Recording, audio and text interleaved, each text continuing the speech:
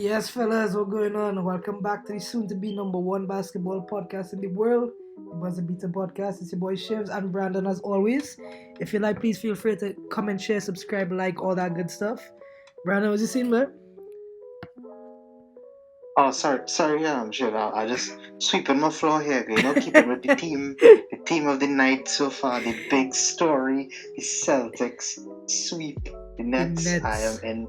I am still in shock, Shiv. I'm still in shock. But if before the playoffs would have started, you would have tell me there was one team that wasn't gonna win a game, I would have never guessed it would have been the Nets. Never, ever, ever would have guessed it would have been the Nets. Bro, we were clowning Ben Simmons for getting eliminated from the playoffs in 2 games in a row, and KD has lost 6 playoff games in a row. I can't. It's inconceivable. Yeah. Now some other quick kind of fun facts here for you. I don't know exactly what the exact score is, but I know this is the lowest points KD has averaged since his rookie playoffs, and the lowest percentage he has averaged since his rookie playoffs. So a historic Wow. stinker from Kevin Durant here.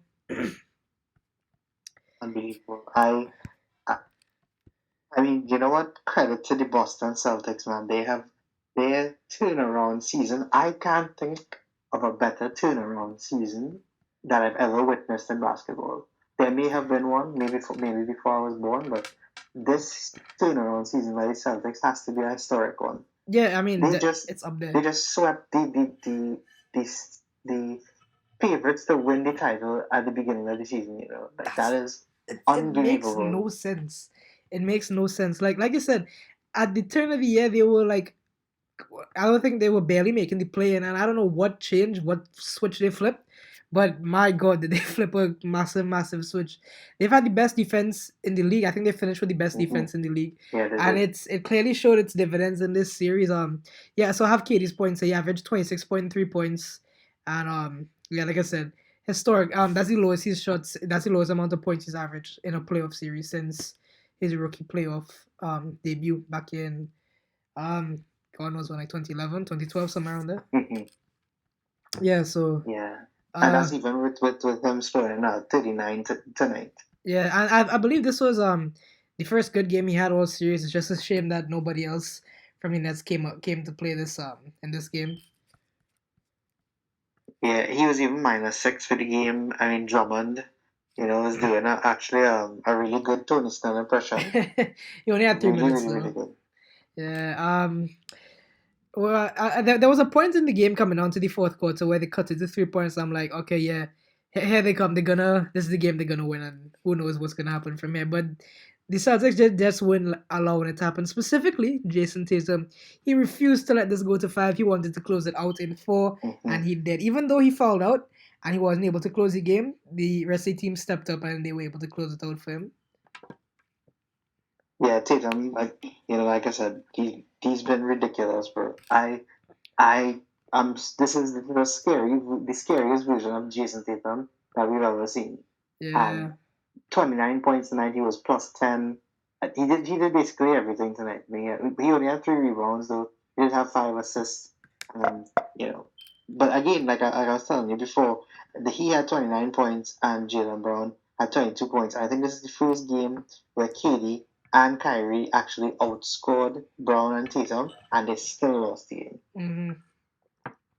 They just couldn't hang. Bruce Brown, who has probably been the MVP for Brooklyn throughout this entire series, he only had 2 points, and this was his bad game. I mean, he could only keep the hot streak going for so long, and yeah, like I said, finished with 2 points, only -7, and the plus minus, so not really a good stuff, not really good stuff from him. We have a record breaker here. I don't know if you would have known this, but Nick Clarkson broke Shaq's record for the most free throws missed to start a playoff game with 10. Wow, I did not know that. Yeah, I saw the thing today. I was like, wow, that's He was crazy. 1 for 11. One Oh for my 11. goodness. Yeah, that's. I mean, centers they're not really known to have good free throw percentage, but 1 for 11 in an elimination game. Come on, dog. You had to be better than that, man. Hmm. Shiv, if stats really do lie sometimes, Durant and Claxton will combine 50% from the line. That's a hilarious, man. It reminds me of the Kwame Brown and Kobe Bryant thing. Yeah. Oh Oh my god, goodness. but yeah. So where? Let's just wrap this up quick here. Where do the Nets go from here? Obviously, Kyrie Irving has his player option at the end of this season, so he could potentially go into free agency this season if he declines. And something interesting to Goran Dragic after the game. He came out and he said Mhm. some interesting things. Let me see if I can pull it up real quick. I saw it. But it was something along the lines of, it was something different every day. Every day was something new and something difficult. Yeah. Yeah. So here it is. Every day there was something different, something difficult. That's what he said. So I mean, it kind of shows some underlying issues that we didn't even know about, but we had speculations about throughout the series.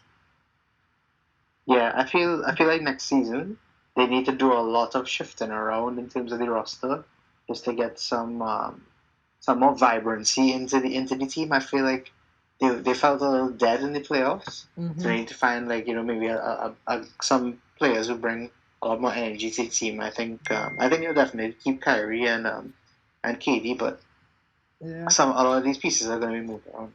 What's a good sign to see is I believe Carey said he like took some of the blame and he said obviously this is part mostly on me because he was out for the majority of of the season, so at least it's good to see him taking some responsibility there, as his star players should kind of take responsibility for Hmm. results this embarrassing. But yeah, who knows where the Nets go from here. I think like you said, it starts with getting rid of Steve Nash as the head coach. Even though they were, from what I've seen so far, it looks like he's staying on board for next season. Yeah. Yeah. So moving on to Wild Blood that just ended like about 10 minutes ago at the time of this recording. We have the Jazz getting absolutely played off at the Mavericks scored. At the Mavericks scored 3-2 up in this series. Talk to me about this game, Brandon. Well, I mean, the best way to describe this is that Luca is finally back. Yes, And sir. this was a classic Luka performance. It looks like he's back to his old self, taking off the rust. And Shiv, my boy Jalen Brunson once again putting up 24 points. He did not have a great shooting night, though. He was 9 of 20, 1 of 7 from three. Definitely Mm-hmm. needs to, But the other the Mavericks were just brilliant tonight. They were playing fluid basketball. They were putting a great defense on Utah, and Utah shot 10% from three shoot. Oh, you. 10%. 3 of 30 shots. Yeah, I was about Could to you say believe? 10%. They only made three pointers. I don't know what's a worse way to put it. Yeah, Donovan Mitchell. Unfortunately, he went down injured. He looked like he He has a may be hamstring out. injury. I think he's done for the season. Yeah. And Holy he shit. shot 4 of 15, 0 for 7 from three. Bro, I just looked Only over. finished with 9 points, minus 38 for the game. Yeah, that's what I'm laughing at. I just looked over the plus minus. I saw minus 38 for him. I was like, Jesus Christ. Yeah, Bogdanovich had also had 2 points. And Bogey, he, unlucky buddy. and he minus 37 as well. So He could this was a all time I think this is one of the stinker. all time terrible performances from the Jazz, maybe in franchise history. I mean, I know there was one against the Bulls, but this one is like, Up geez, there. this is modern day. Wow, this is Yeah. crazy.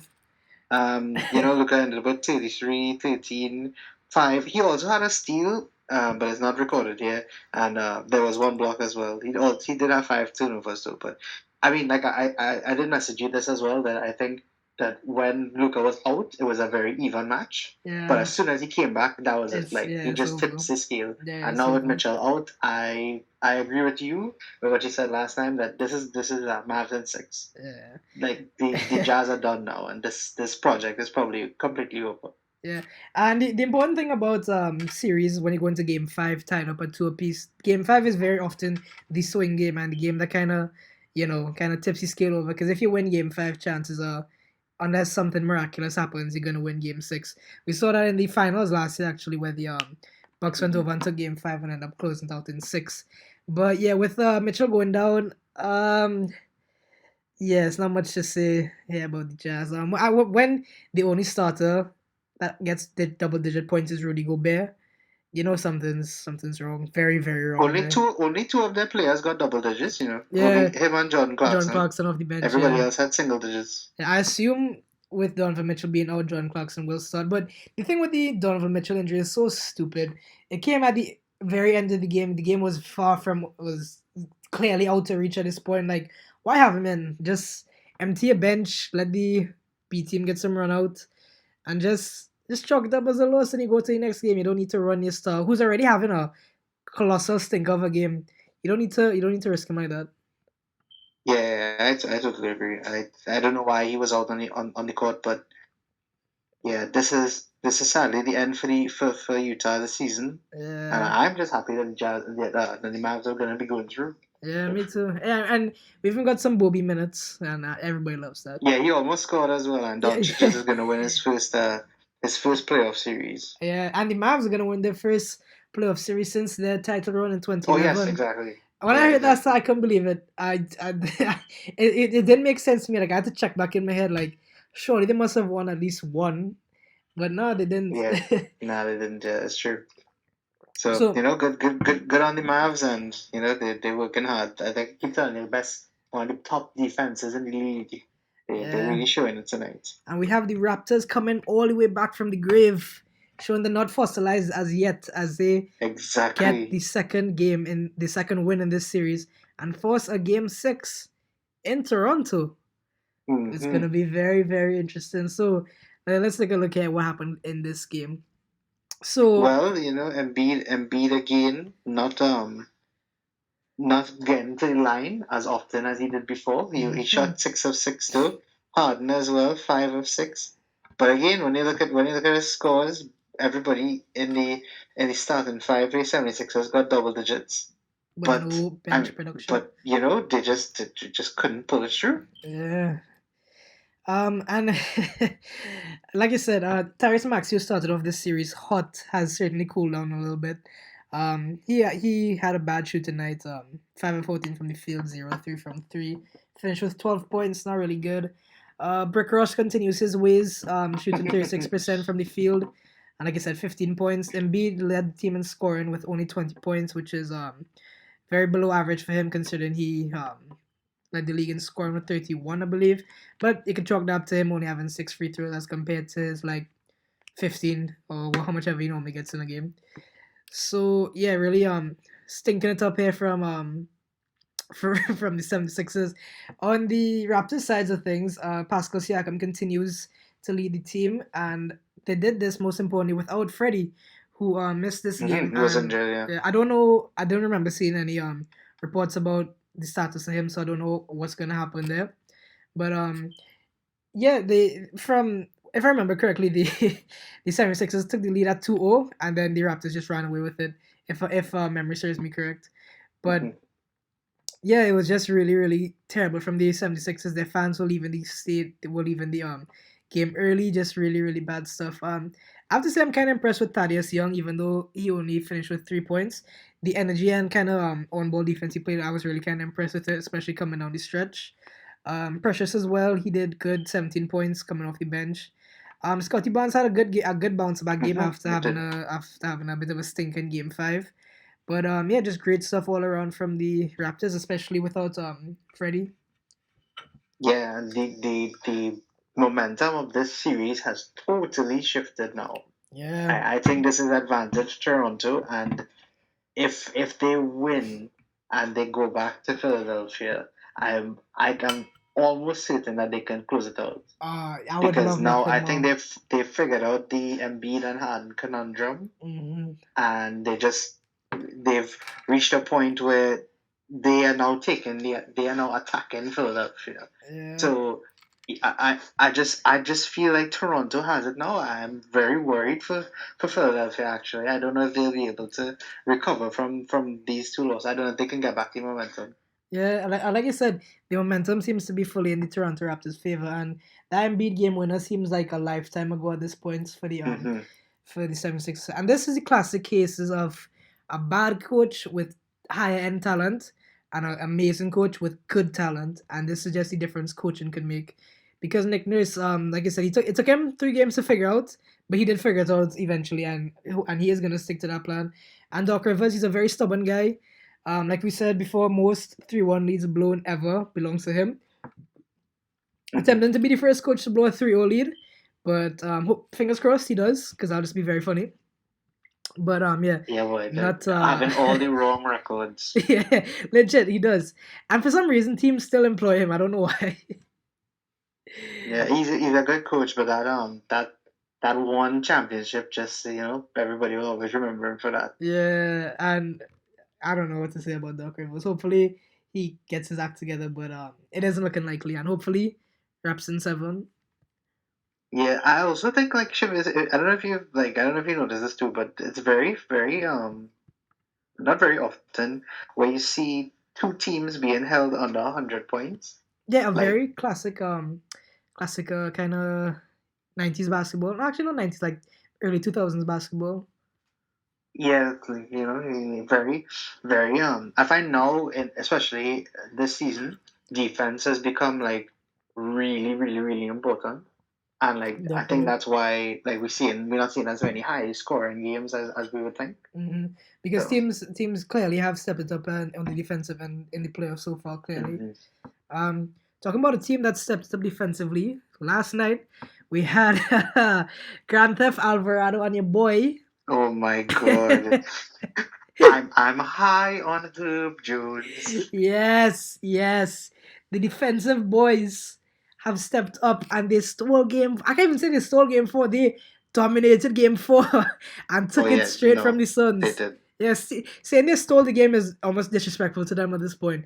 They went out there and they won game 4 with authority as they shut Chris Paul down to only 4 points. 11 Yeah, he assists, 3 scored 0 in the turnovers. second half. That's insane. That's insane. And clearly he has we're seeing the cracks of the show in Chris Paul as he got into it with Brandon Ingram. We know they have a pass. They fought back when Brandon Ingram was on the on the Lakers, sorry. And Brandon Ingram again stepping it up huge. 30 points, led everybody in scoring. A relatively efficient 30 points, I would say. Well, not from 3, but 47% from the line, 1 of 5 from 3, and 7 of 10 from the free throw. Very, very good stuff from the Slenderman. Is that what they call him? The Slenderman.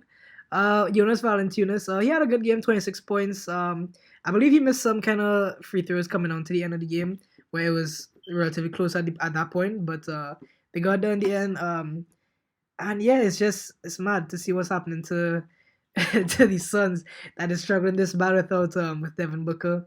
But this does raise a question though. Devin Booker's MVP case. It's looking better and better by the day. Yeah.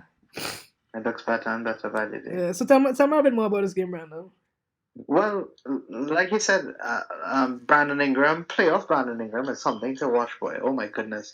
Like he has been, I think he scored 30 points in every single one of these games so far. I think. And like, it's either 3 in a row or it's all of the games. I can't remember, but like he was he was really good last night. And I really thought Valanciunas was the one who won the game for the Pelicans because there was I think it was in the third period. There was a particular run stretch where he really was dominating the game. Like he was the only scorer for the Pelicans. They were giving him the ball all the time, and he was scoring and he was getting to the line. So I thought like his performance was really key to them winning the game. I know McCollum also had 18 points, but I mean the defense from Herb Jones and Alvarado was just magnificent. Alvarado has this move where he stays out in the corner and waits so that nobody sees him, and then he comes across And and pokes it he away. peels the ball away. He's just a breath of fresh air when it comes to defending. Yeah. And I don't think the Suns were prepared for that. And but the series tied at 2-2. I don't know. I just don't know anymore. Yeah, I mean, I can't call this I have game no either. clue. I can't call the series anymore. Yeah, I mean, I'll go back to what Brandon Ingram said really quick. He's averaging 29.8 points in the series. Yeah. He's dropped 30 plus points in every game except game 1, where he only had 18. Except game 1, right? Yeah. So 3 in a row, yeah. So but yeah, going back to that defensive duo they have there in Phoenix, it's insane. Like I've heard people talk about Herb Jones during the season, but like I didn't really watch too much Pelicans games, so I really can't say. But Jesus Christ, did he show his worth today? He's a future first team All NBA player, definitely in a few years time. Yeah, he might be first team all defense as well because I mean he had 2 steals and 3 blocks and 2 of those blocks were outrageous. Yeah, there was one on, was it Chris Paul, like at the fourth quarter? We just got so high up in the air, like it was a volleyball spike. We just slapped Yeah, it yeah, away. I'm like, Jesus Christ. yeah, Yeah, man. I don't know. This series has really really really exceeded everybody's expectations, and I can't wait to see how it ends. yeah. Nobody gave the the Pelicans a chance coming into this series, Mm-hmm. and even okay, you say Devin Booker goes down injured. Still, you don't expect the Suns to collapse this bad, but they have, and it's. I'm just at a loss for words because I really don't know what to say. But full credit to the Pelicans as they fly and so ever close to the sun, to the Suns, I should say. But looking on the Wow. Phoenix side of things, um, yeah, the big standout is Chris Paul's stinker, and that's your veteran, that's the guy you're gonna look to lead your team Mm-hmm. as he is the point guard. But only having 4 points, that's not good. That's not good. Actually, the whole team actually had like a pretty poor shooting night. Like Bridges was 4 for 11, Johnson was 4 for 12, Crowder was 3 for 7. Like it wasn't a very good shooting night. Even Cameron Payne was 3 for 10. It wasn't a great shooting night from Phoenix at all. So, Yeah. I mean, Um. I guess that's down to the defense of the Pelicans as well. But I mean, if they're gonna win the series, they cannot shoot like that for the rest of the series. Yeah, at all, at all. And I don't know what the stats were, but I believe in the regular season the Suns were really good. Were a relatively good 3 point shooting team. So I don't know Mm-hmm. what's happened to them. But the good thing about them is they go back to home for Game 5, and that Phoenix crowd is unusually loud at times. It seems like every time I see them play at home, the fans always get extremely loud. So they have that on this side, and like you mentioned in the Mavericks game earlier, this is the Game 5. This is the swing game. This is probably the most important game for the rest of the series. If you win this, you're you're pretty good to go. Mm-hmm. So they need this one definitely heading back to the Valley, and hopefully they get it done. But I don't even know how to predict this series anymore because I believe Booker got ruled out for Game 5. I saw it earlier, so he's not gonna play. So we don't know what's going on with them anymore. How exciting would it be if the Pelicans happen to bring back Zion? Ah, dog. He just comes out of nowhere and just plays. That'd be crazy. Because adding Zion to this team is gonna be they're gonna be one of the top seeds in the West next season if they add, when they add Zion to this team. Hopefully Mm-hmm. Zion is just as good as he was when he played last season.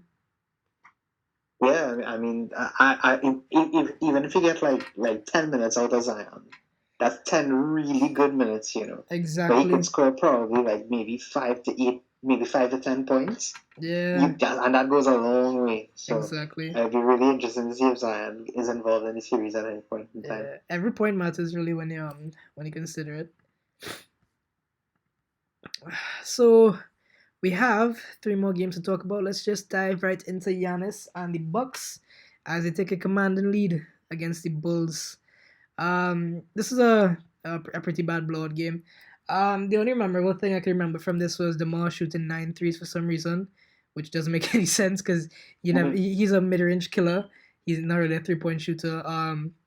The other notable thing was Alex Caruso went down injured, unfortunately, in the second quarter, I believe, and I think it was a concussion. So there's been no Okay, updates to say if he's gonna be back for Game 5. Oh, sorry, Game 4. Is it Game 4? Sorry, Game 5. okay, And fine, fine. so yeah, it looks like this is gonna be a gentleman's sweep when you look at all things considered. Yeah, I totally agree with you. Giannis had 32 points and 17 rebounds, 7 assists, and 2 blocks. Dog, he's I mean, that's such a ridiculous. that's such a He's Giannis stat to me, ridiculous. And he's just done that And all season. yeah, but well, I mean, the highest plus minus was for Holiday and Grayson Allen. Grayson Allen had 27 points, made 6 of 7 threes. Bro, he's Jesus new. Christ. He's the new most wanted guy in Chicago right now. Yeah, yeah, he's oh my God. And then well, Holiday had 26 and 7 assists. As well, Yeah. Bobby Portis had a double double with 14 and 10. So, I think the series is pretty much panning out as we all thought it would. I think we all thought that Chicago would probably take one game off of Milwaukee, Hmm. but Milwaukee going back home for the next one, I see it being a good closeout. Yeah, And Giannis in closeout games is we is know, pretty good. we know, yeah, Yeah. we know how good he is when it's time to close out the game. But yeah, like I said, Chicago, Alex Cruz are probably not gonna play Game 5, and he has been by far and away their best defender. And once you don't have that, it's gonna be a long night for you. And yeah, I mean, credit to the Bulls, they kept it close in the first two games, and they did a lot better than anybody would have thought. But I just think they ran out of gas, and yeah, it's gonna be it for them. Zach Levine had an okay night, not that efficient. Demar, like I said, stank. Oh, sorry, he didn't take 9 threes. He took 5. It's on the eye Yeah. test. It seemed like 9, but yeah, not good stuff overall from Chicago. Unless Demar could do something crazy and drop another 40 points, which I don't really see happening in Milwaukee Stadium. It's gonna be a long night for Chicago, and gonna probably end up in a gentleman's sweep, like I said. And this is a wrap. Yeah. This is a wrap. Another series that looks kind of like a wrap is the Heat and the Hawks, as as Jimmy Butler takes over yet again and leads the team to another win. I believe Jimmy Butler leads all players in scoring for the playoffs so far. So hey, that's my guy, you know. But You know how to take that. yeah, hopefully he keeps it up and he leads us to the promised land, which is the championship. But this is a game that there was some kind of iffy points, but there wasn't anything really. PJ Tucker, like I said, one of the greatest players the Heat have signed in recent times.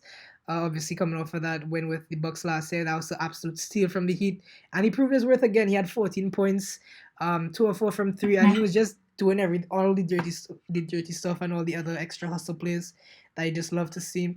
One thing that is very concerning is Tyler Hero. He has stunk this entire series, and that just can't be happening going forward. Oh yes, I do remember this. So there was a time where the Hawks were tearing it up and they were starting to pull away a little bit, and who comes off the bench? Victor Oladipo. Now, if you just watch the box score, you would see 3 of 10 shooting, 0-5 from 3, 6 points. What are we talking about? But you look over at this plus minus and you see plus 28. Second most in the team, and he didn't do anything on the offensive side until coming on to like the end of the game. But his energy and his defense and his one-on-one defense was incredible. When he came on, the Hawks shooters up getting open, they started to miss their shots, and that's how the Heat started to get back into the game, and eventually led to Jimmy taking over and the Heat run away with the game. Yeah, Mama, I told you this was the Heat causing the meltdown of the ice tray, and like Trey took. I feel very embarrassed reading this outation. 3 of 11 from the field, 3 of 10 from God. 3, 0 from 1 from the free throw line, 9 points minus 27. Oh my God! Just hell, have him in absolute hell right now. I think he said it himself. He hasn't been this intensely guarded through a series ever since high school.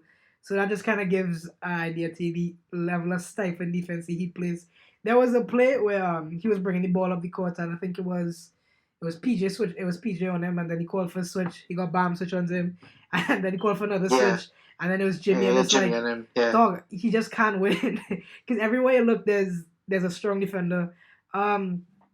This was the second game that we missed in Kyle Lowry in, and to be honest, it didn't really feel like we missed him because he was doing such a good job on the bench, kind of being the second man coaching with Spoelstra.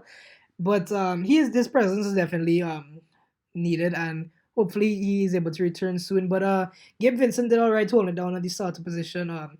He shot kind of bad from the field. 3 or 6 from 3 is good, but yeah, there was some vital shots that he was missing, and Max Strus was also had a very poor shooting night from him as well. But this is the weird thing about stats. He led the team in plus minus, so it's a really weird thing how plus minus works sometimes. But yeah, I think I think the series is over in the show. I think you're gonna close it out in the next game. You know? I hope so. Come back to he's gonna bring this one back home, and hopefully they're gonna close it out tomorrow, I believe. But yeah, I think it might be tomorrow. Yeah. Yeah, so hopefully that just that goes according to plan there, and we blow them out. Duncan Robinson again only limited to 9 minutes after that explosive game one. Caleb Martin, who had a good game 3 or 2, I believe, and I was clamoring for him to be in the rotation. He had not a good game whatsoever. 1 of 6 from the field, 1 of 4 from 3. And yeah, I was like, yeah, it's time to get him out of the rotation and give VO all his minutes.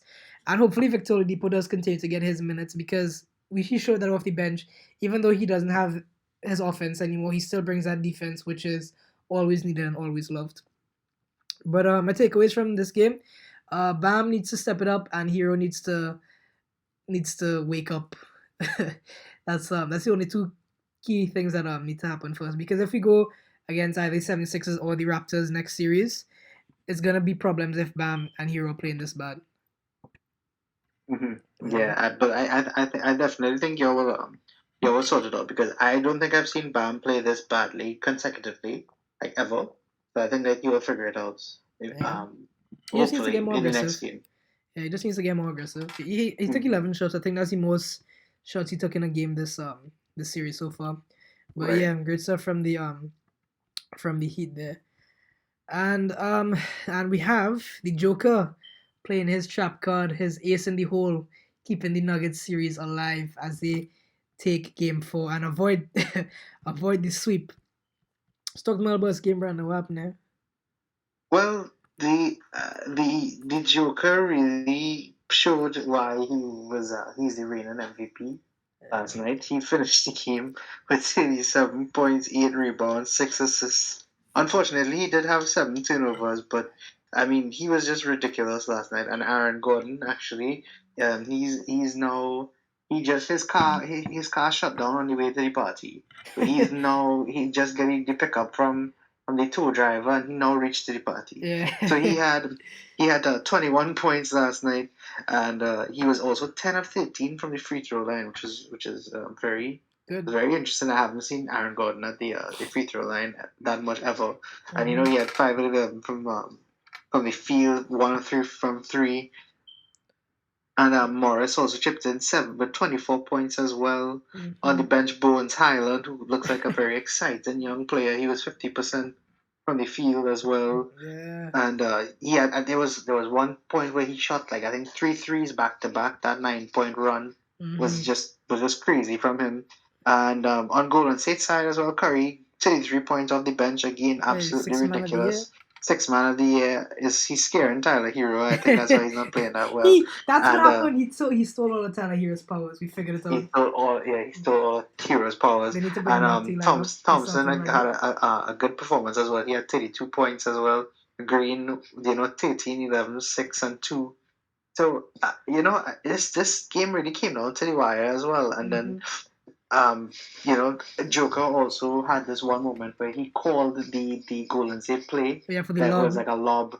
Yeah, and then I think Austin Rivers was the one who intercepted the ball, and that essentially won in the game. Basically, so it was good to see the Joker really go. He still has a bit of fight in him. Yeah. I think Golden State will take it in the next game, but at least the Joker was able to take one game off of them. Yeah, I mean he did better than Brooklyn, so yeah, it's true. But yeah, this was a very close game, like you said. I believe throughout the entirety of the game, the Nuggets were leading. Coming down to the end, they kind of fell asleep and went a little cold, and the Warriors took the lead momentarily. And in my head, I'm like, nah, there's no way, the Nuggets about to blow this at home at a elimination game. But they did figure it out eventually. There was a play where I think really right before the lob, I think it was Clay got a 3. And he missed it. Andrew Wiggins leapt up above everybody and tried to slam it home, but he missed it somehow. Oh, he missed, yeah. That's kind of it's a game of fine margins, and if that goes in, I think the Warriors probably take the sweep. But John Poole had his probably first bad game of the entire series. Only shooting 3 of 10, 1 of 5 from 3.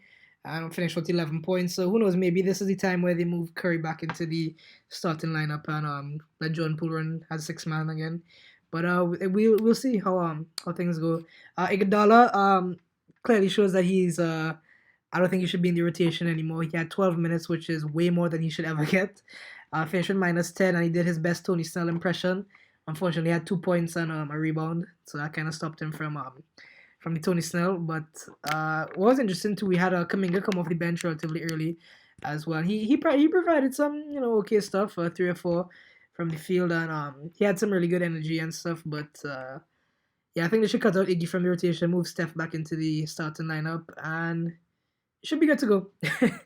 It should that should do it, and they should take care of business there. I think they'll definitely close out that game, and when they go back to Oakland, that's pretty much it. I mean, unless the Joker decides to have four of the best playoff games he will ever have in his career. Hey, I mean, anything's possible. we've seen crazier things happen before. Oh yeah, bro. Well, I'm hoping for it. Yeah. More things to talk about already. Yeah, so we can't talk about all the games coming up except one. If you will give me a quick prediction of the Memphis-Minnesota game, that's going to be happening later today. Well, the time recording later today.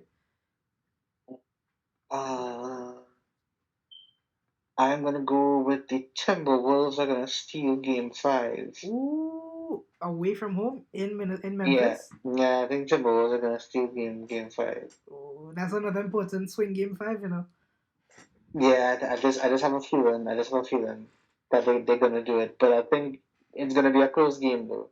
I'd probably say like 107 to 105 or something like that. Ooh. I don't know. I think Jazz is going to be pretty upset and disappointed at his last performance, and he's going to come out crazy. Who, speaking of Ja, won the most improved player this year, which is oh my goodness, a whole other debate for another day. But good to see he gifted it to his teammate Desmond Bain, who was probably more deserving. Yeah, that was very nice.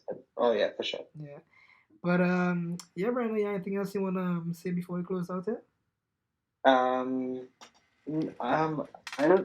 just I don't want to start the GOAT debate or anything, but LeBron has only been swept twice in his career, and those were in 2 finals. That's all I have to say. Yes, and certain man got kicked out the GOAT debate clearly today. Yeah, I mean, I feel really sorry for him. I don't wish it on him, but I'm still reeling from shock, and I'm just happy to see Luka back and playing at his very best, and I think. Now that he's back, I think the whole league has been put on notice. Yeah. And I don't think anybody wants to play the Mavs at this point because I think you can safely say that they're through now, and nobody wants to play them. Yeah.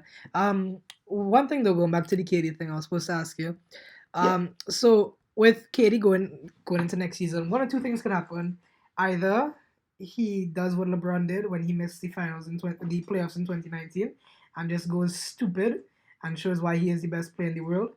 Or he just takes it easy because I believe Kevin Durant himself said he has nothing left to prove in basketball. So is he going to just take it easy, rock back, and just say, yeah, I have nothing left to prove? Or is he going to take it personally and go crazy like LeBron did in 2020?